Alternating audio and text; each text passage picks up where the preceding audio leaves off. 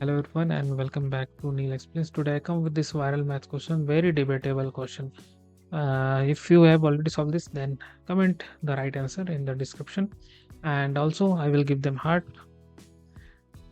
We will solve with the help of PEMDAS, parenthesis, exponential, multiplication, division, addition, and subtraction. So here first we will solve for this parenthesis part. 18 divided by 3, 4 minus 2, that is equal to 2.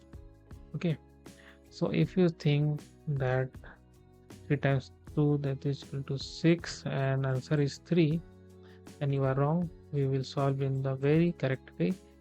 Our question is 3 divided 2. As we know, division and multiplication of the similar, same or same priority, then in the case we will solve from left to right. So what we have, first 18 divided by 3, which gives you 6 into 2, that is equal to 12. So here 12 will be the right answer. And if you want to more maths video like this, then subscribe our channel and must check out our best books in the description.